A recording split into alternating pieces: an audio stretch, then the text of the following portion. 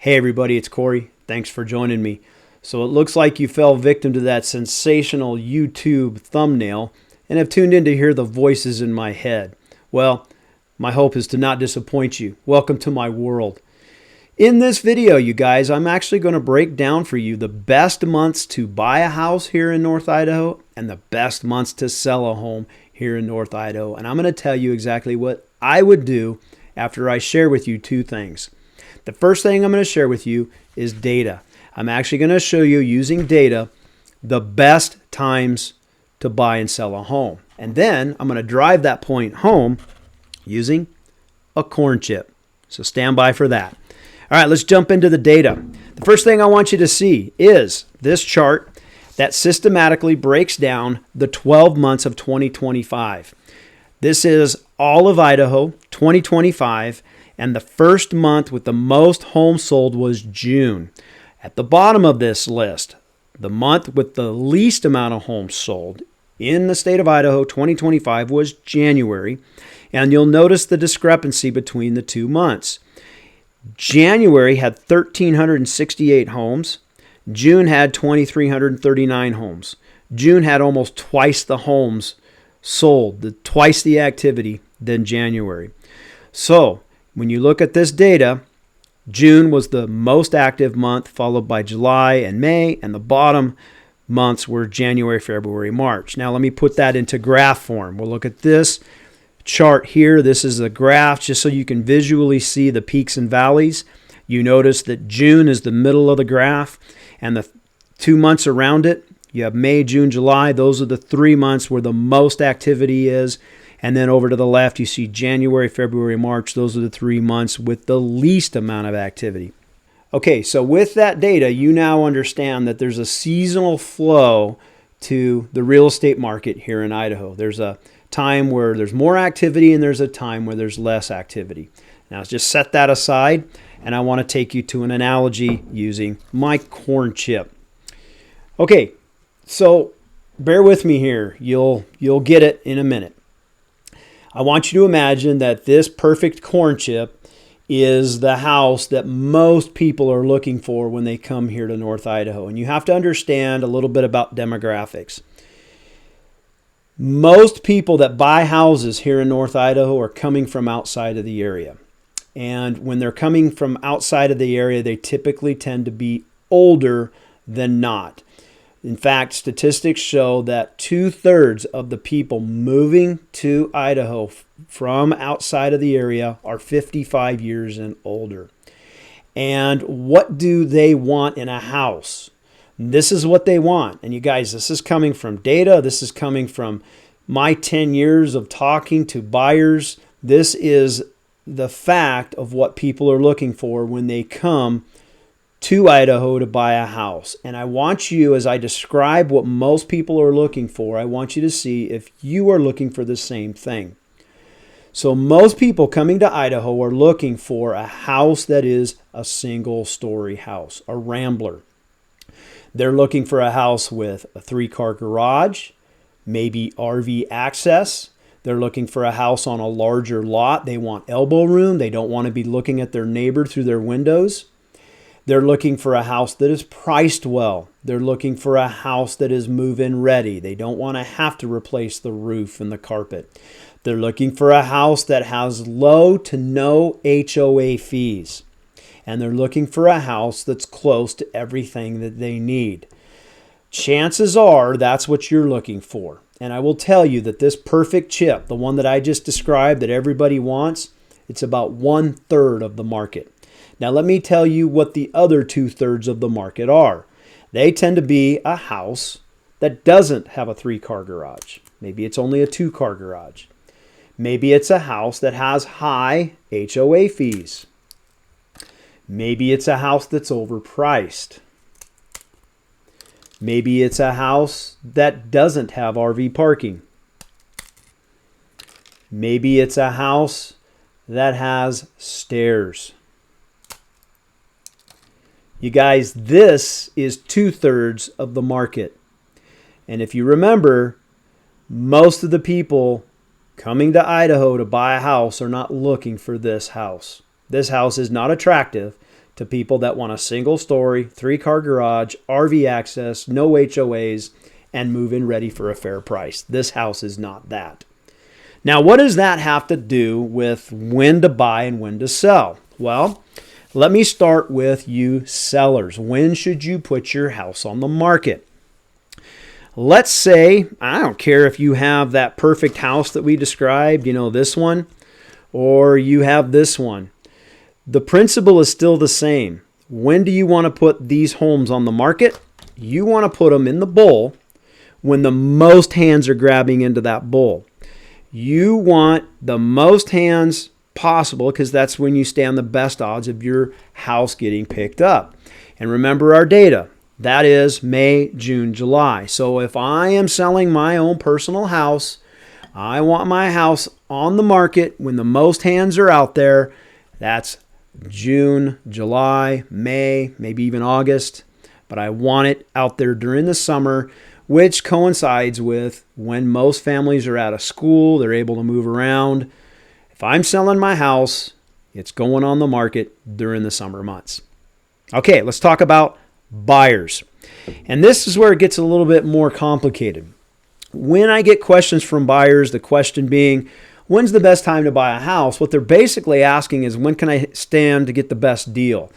And it usually comes in this context. Isn't it true that if I look for a house at the end of the year, a lot of those people are desperate and they're more apt to make a better deal? And the answer to that question is yes. You actually stand to make a better deal in buying a house in November than you would in June. But let me explain to you the undiscussed part of that equation. When we look at the market as that bowl of chips, November, December, the markets when there's less chips in the bowl, why is there less chips in the bowl? That's because everybody's had their fill. There's less people at the island digging into that bowl. And what typically is in the bowl at the end of the Super Bowl? Is it the perfect chip or is it the crumbs, you guys? The answer is it's the crumbs. And there's less demand for the crumbs. So the reason you see more affordable prices at the end of the year when there's less activity is because that's what's left. These are the chips that are left in the bowl. These are the homes that are left on the market. This home is going to get more money than this home. Same square footage, this home's getting more. So here's what I want you to take away from this analogy.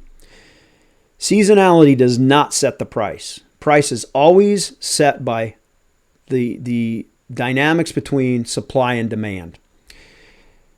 You can go and look for a home in November and expect to get a more affordable home. But the reason it's more affordable is because it's not this guy. This guy's already been sold. What's left over is this guy. So recognize that when you're looking for a home in those off months, you're basically looking at remnants. And I want you to imagine that we're back at the island, end of the Super Bowl, and your sister-in-law comes in late and she brings in a new bag of chips. And you've got a couple people standing around the island and your sister-in-law dumps some new chips in, and now you've got a couple of these, a couple of homes that everybody wants.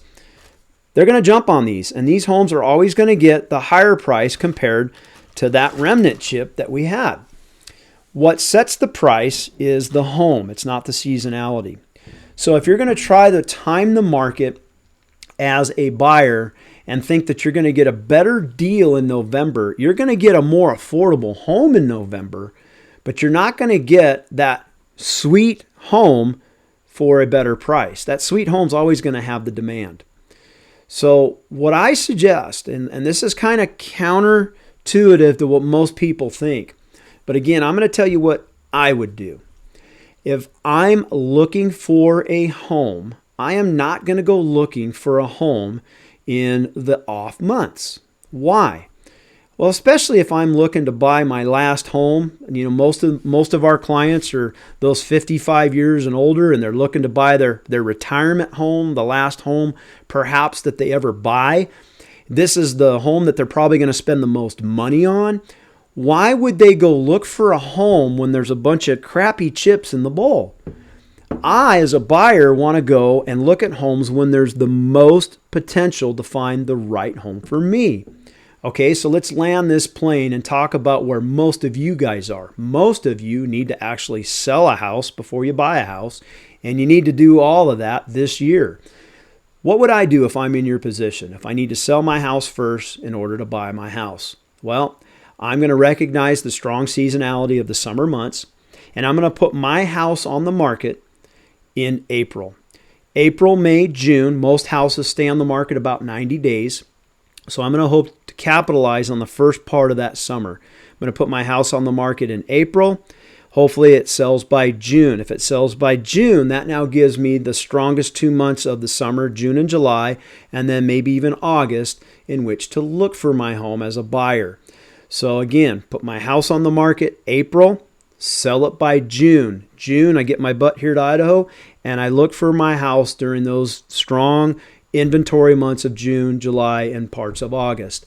I want the most inventory when I'm a buyer. I want to see the most homes in which to look at. So that's the strategy that I would use if I had to both sell my home first and then buy. That's it, you guys. If you have more questions about this strategy or any other questions that I can answer for you, there is a link in the description below on how to contact us. I would love to answer your questions. I can do that through email if you want to fling your questions in email. I can talk to you on the phone. I can talk to you on a Zoom call. Those links on how to get a hold of me for those are in the description below. That's it. Thanks for watching. Bye now. If we haven't met yet, I'm Kory Martinelli.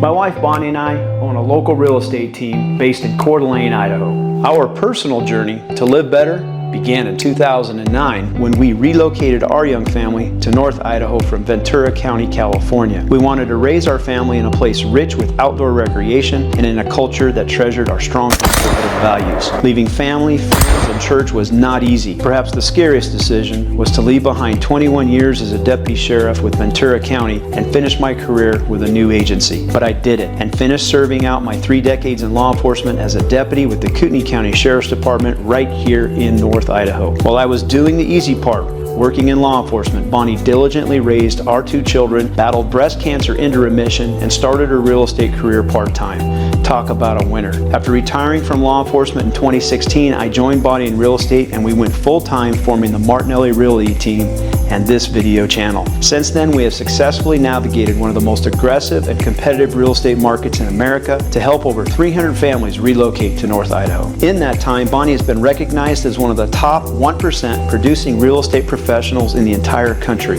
It is this experience that we have gained in the market that forms the foundation of our videos. If you are wondering if you can live better in North Idaho, we dedicate this channel to you.